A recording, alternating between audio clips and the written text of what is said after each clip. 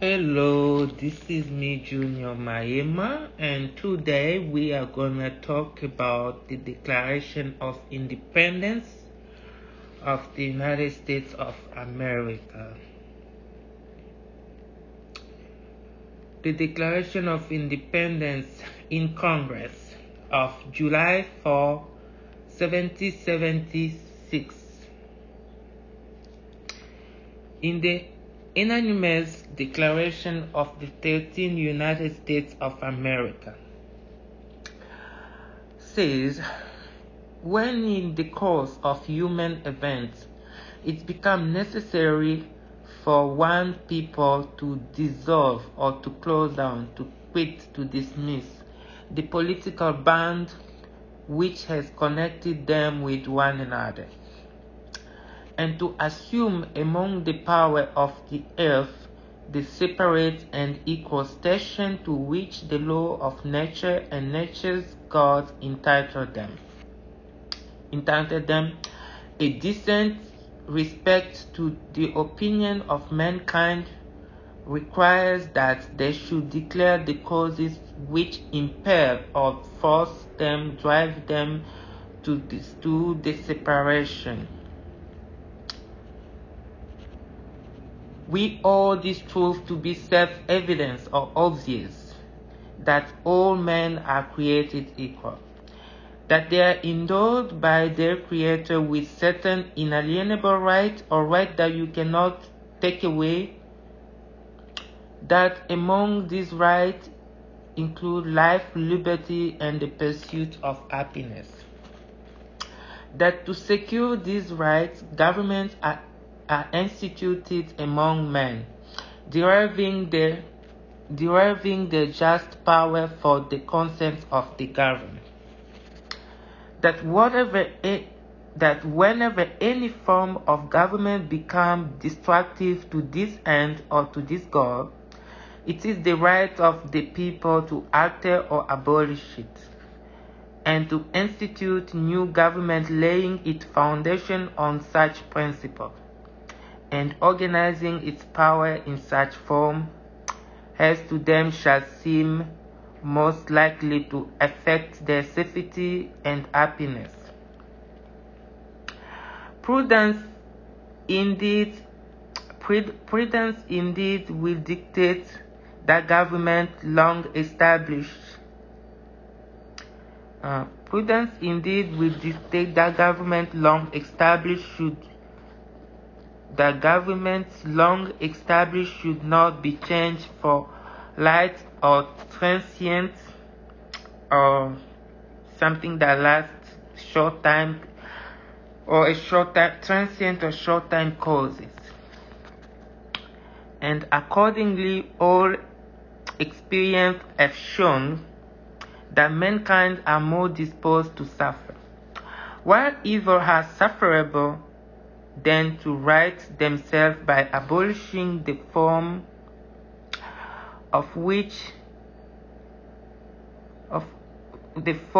to which they are accustomed. But when a long trend of abuse and usurpation or infringement, pursuing invariably the same objective, evinces or indicates a design to reduce them under absolute despotism, it is their right, it is their duty to throw off such government, and to provide new guards for their future security, such as being the patient sufferance or suffering, or not objection something, or just tolerating it. So such as being the patient sufferance of these colonies, and such is now the necessity which constrains or compels them to alter their former systems of government. The history of the present King of Great Britain is a history of repeated injuries, and usurpation or infringement. all having indirect object, the establishment of an absolute tyranny over the states. To prove this, let facts be submitted to a candid or true frank world. He has refused his assent to laws, the most wholesome, or the law that promotes well-being, the most wholesome and necessary for the public good.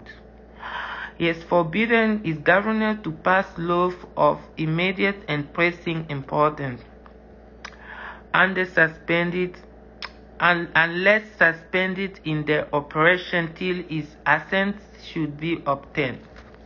And when so suspended, he has utterly neglected to attend to them. He has refused to pass other law for the accommodation of large districts of people unless those people would relinquish their right of preservation in the legislature. A right inestimable or too great to calculate to them, and formidable to tyrants only.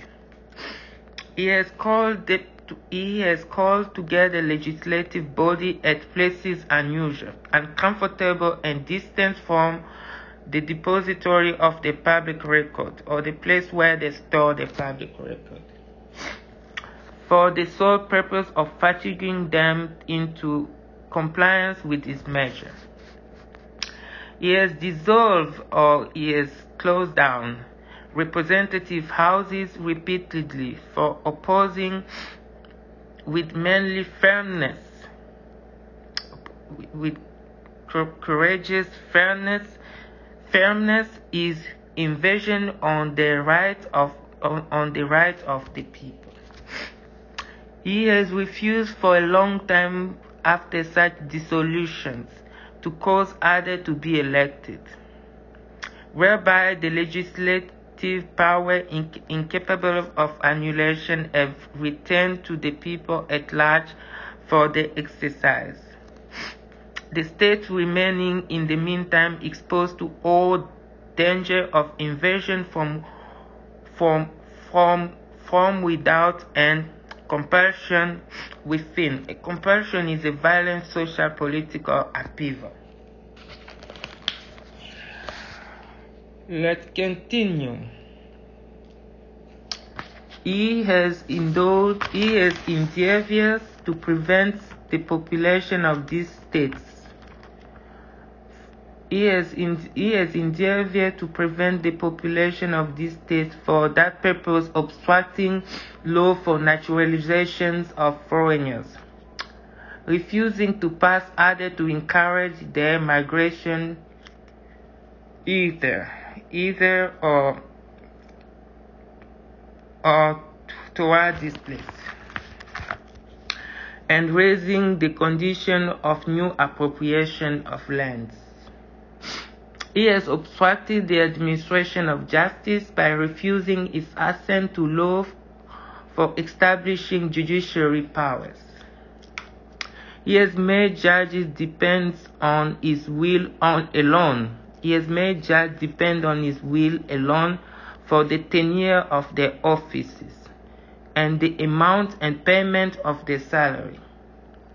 He has made judges depend on He has erected a multitude of new offices and sent to those places swarms of officers to harass our people, or large number of officers to harass our people and eat out their substances. He has kept among us in time of peace standing army without the consent of our legislature. He has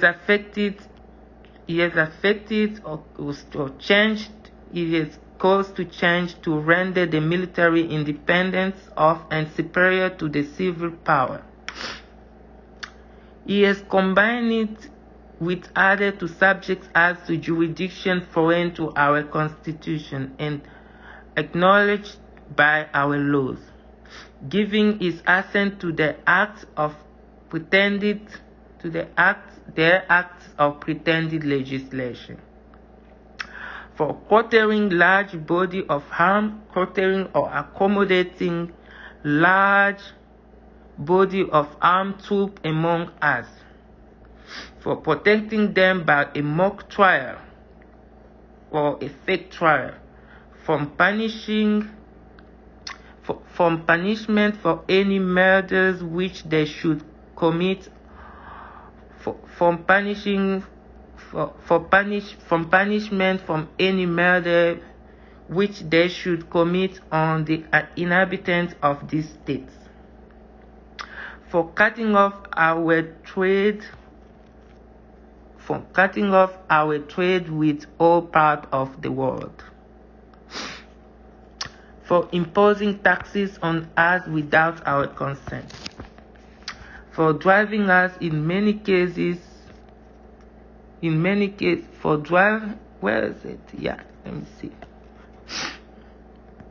for depriving us in many cases of the benefits of trial by jury, for transporting us beyond sea to be tried for pretending offenses, for abolishing the free system of English laws in a neighboring province, establishing therein or in that place or in this place an arbitrary government, and enlarging its boundary so as to render it at once an example and fit instrument for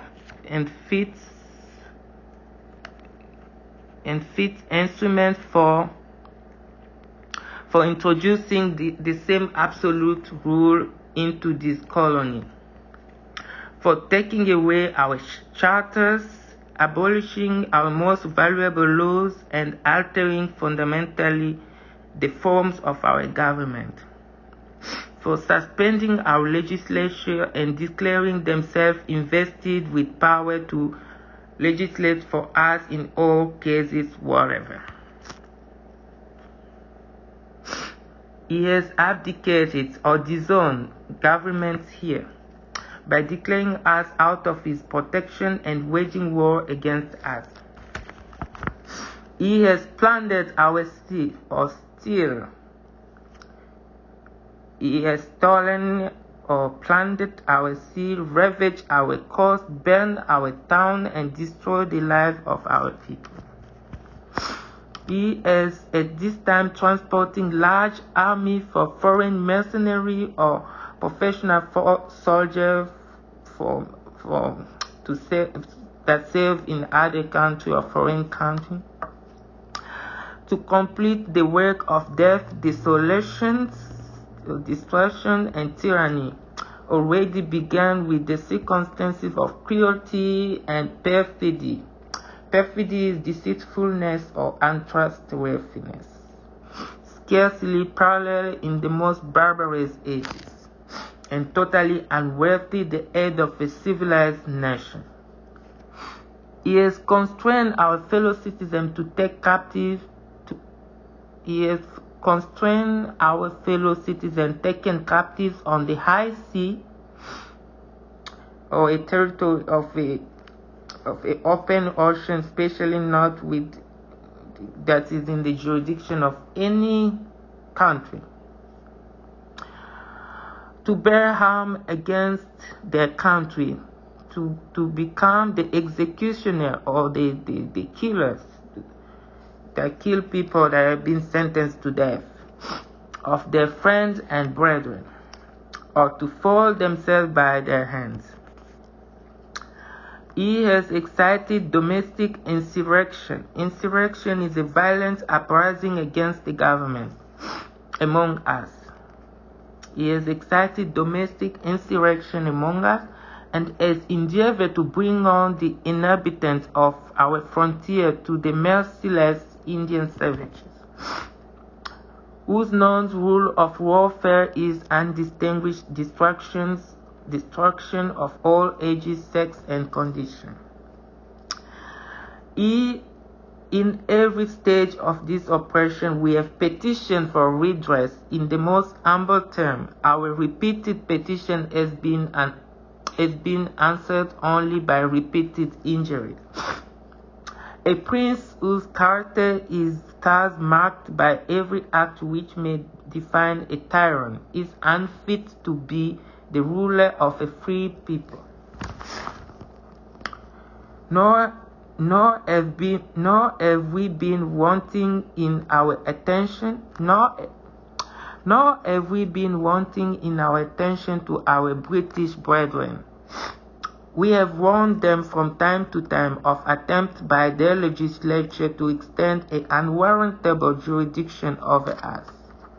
We have reminded them of the circumstances of our emigration and settlement here. Immigration is leaving one country to settle in another. Immigration is entering into another country. So there's a difference between emigration and immigration. Immigration is you are leaving your country to get into another. Immigration is the fact of entering that country. All right. So, yeah.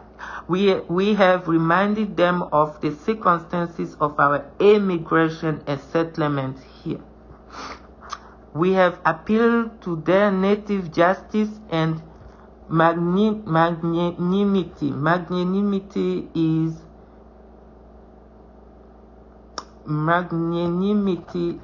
generosity. That's what it is. So we have reminded them of the circumstances of our immigration here and immigration and settlement here. We have appealed to their native justice and magnanimity or generosity, and we have conjured them or call upon them or implore them by the ties of our common kindred. Kindred is being of the same family or relations, thing of the same kind. To disavow this usurpation or infringement, which would inevitably interrupt our connection and correspondence. They too have been deaf to the voice. They too have been deaf to the voice of justice and consanguinity. Consanguinity is descending from the same ancestry. Call it consanguinity. We must therefore acquiesce or accept reluctantly in the necessity which denounce our separation and all them as we all the rest of mankind, enemy in war, in peace, friend. Enemy in war, in peace, friend. We therefore, the representative of the United States of America in General Congress assembled, appealing to the Supreme Judge of the world for the rectitude or righteousness of our intention, do in the name and by the authority of the good people of these colonies, solemnly publish and declare that these United Colonies are and of right ought to be free and independent states, that they are absolved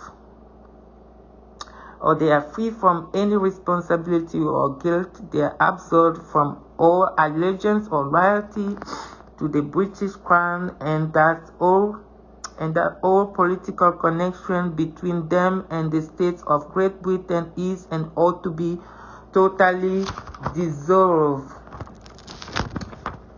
or finished, closed down, dismissed, and that as a free and independent state,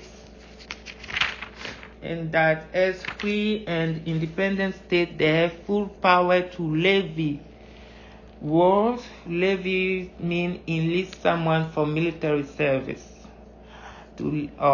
to levy war, conclude peace, and contract alliance, to establish commerce. Commerce is the activity of buying, selling, especially on a large scale, and do all the other acts and things which independent states may of right do.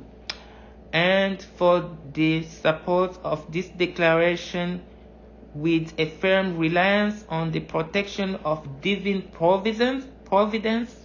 Divine providence mean that is under God's sovereign guidance and control. According to believer, God governs creation as a loving Father and working all things for good. It's called divine providence. We mutually pledge or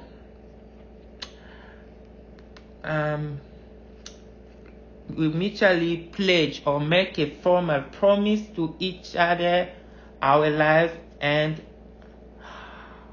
our fortune, and our sacred honor. Signed, John Hancock, a 55 other, which I believe Thomas Jefferson was part of that too. So that was pretty much what the Declaration of Independence says.